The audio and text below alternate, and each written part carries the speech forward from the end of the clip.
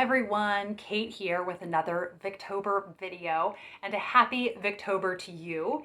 And this video was a request that was made, and it is the best shorter novels. So I have some short Victorian books to recommend to you, and I don't just mean short by Victorian standards, so only 500 pages. No, these are all pretty slim. I think the longest book in here is 200 pages. Let me double check. Yes, 200 pages is the longest. So these are maybe if you just wanted to fit in one other volume before the end of Victober. So I'll make sure to put this up towards the beginning of Victober in case you wanted some time to track any of these down. Just a little gem to end the month on. And firstly, I want to recommend Diary of a Nobody. I feel like I'm repeating myself a lot recommending this, but it is just a delightful little book, and I think a very atypical Victorian novel. It is just light, easy breezy reading, a diary that is written like it is nonfiction, but it is in fact fictional, and just lots of funny anecdotes, and I highly recommend it. And then the one I always recommend with Diary of a Nobody is Three Men in a Boat. It is a rip-roaring good time, hysterical. You will be laughing out loud a lot while you read this, and it's just very funny getting to follow three extremely incompetent sailors as they sail down the Thames River. I love it. Then The Wrong Box by Robert Louis Stevenson. It is a whirlwind of a book, and it is about this will, and the last living brother will get the inheritance. And the brothers also have some nephews who are dependent on them, and they're hoping that their uncle will be the last one to live. There is lots of morbid humor to it. There is a body that gets misplaced, and a little bit of romance in there. It is zany, it is quirky, it is really fun. Next is, out of this collection, Scenes of Clerical Life by George Eliot, I want to recommend Janet's Repentance. The other two in here, unfortunately, just did not get on with as well, but Janet's Repentance. It is Cranford by Elizabeth Gaskell meets The Tenant of Wildfell Hall by Anne Bronte, and it is brilliant. It is the most charming of George Eliot's work. So it was a really nice kind of, if I want some charm from George Eliot. Her other books aren't really like that. She has really this ache to her books. But Janet's Repentance is a lovely departure, and I highly recommend it. The next one I want to recommend is Grania, this little gem of a book.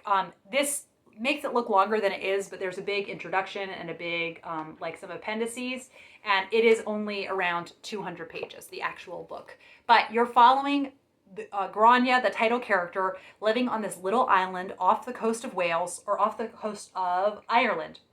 And it says off the coast of Galway.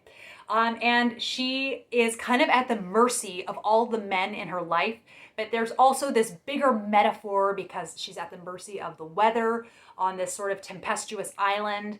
And I just loved how much of a character the setting is within this story. It's written so beautifully. There are so many beautiful passages in this. I just would have underlined the whole book if I had started to underline anything.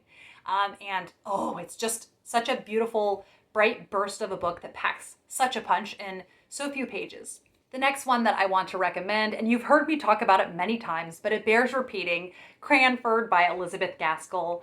I just adore this book because it is so sweet and short and simple, but it still tugs on your heartstrings like only Elizabeth Gaskell can do. I love being in this small town and seeing kind of the advantages of living in a small town, but also the disadvantages of everyone knowing your business. And if you get the right edition, it will have really lovely little illustrations in it. Is that focusing? Yes. I love Cranford. And the next one that I want to recommend is one that hopefully I have put on my Victober TBR. This is past Kate filming this, but Mr. Harrison's Confessions, which was interwoven into the BBC miniseries of Cranford and made me really want to read it. Christy Lewis and Megan Hannett from Megan the Story Girl. I was supposed to buddy read this with them a year and a half ago, and I did not, and I've been meaning to read it ever since. So I'm making it happen this Victober. It's going to be this really sweet element to my Victober TBR, and I can't wait. To Oscar Wilde that I read at the beginning of this year, the Canterville Ghost and Other Stories. The Canterville Ghost is my favorite story out of this. because it is funny and just delightful and not what you expect out of a ghost story. The Sphinx Without a Secret and the Model Millionaire were not quite a hit with me, but then Lord Arthur Saville's Crime is surprising and shocking and just really, really engaging. And then these brought me to tears several times. This is such a short little volume. Is it 60? All right, let's see here. 80 pages. 80 pages. It's a fairy tale collection, The Happy Prince and Other Stories. And let's see, the fairy tales in here are The Happy Prince, The Nightingale and the Rose, The Selfish Giant, The Devoted Friend, The Remarkable Rocket. And 3 of these brought me to tears. His language is so beautiful. So I love kind of traditional fairy tales being worded by Oscar Wilde. And this is just really, really beautiful. And the next one that I want to recommend is Agnes Grey by Anne Bronte, a really calm, sweet, simple Bronte book that has a romance that I love in it, and I love following the character of Agnes. She does have to work with some really exceptionally bratty children, but this is a really great book. I think it gets doesn't get enough press on BookTube. I really like Agnes Grey. And then one that, just the child in you will love, and that is A Child's Garden of Verses by Robert Louis Stevenson. I started this last October, and then I can't remember exactly when I finished it.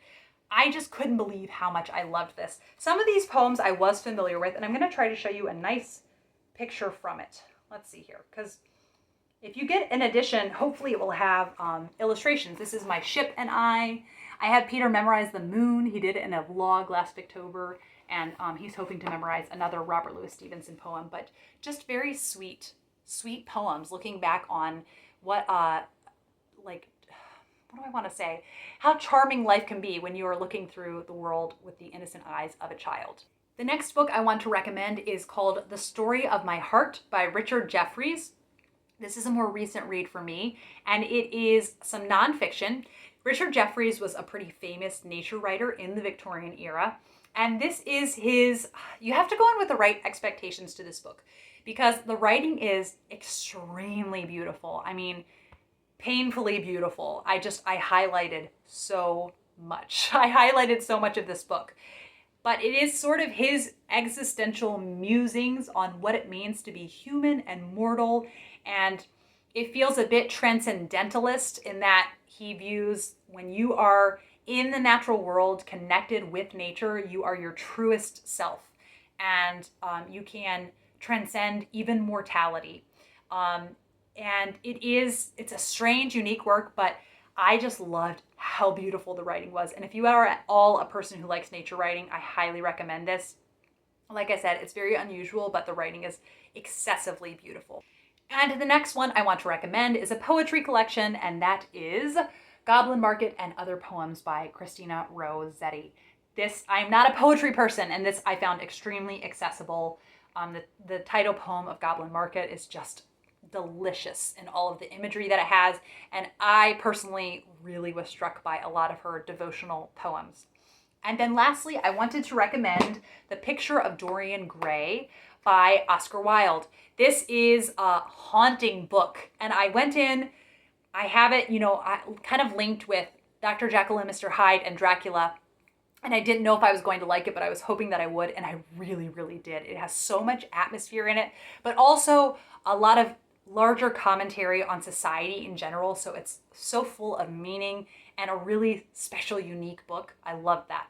So those are all of the books that I have to recommend to you. I realize I said best shorter novels when I was describing it, but it's more best shorter books and short story collections, poetry, nonfiction. So hopefully some nice variety in there. And I will leave it at that. Thank you as always for watching, and I'll be back with another video soon. Bye.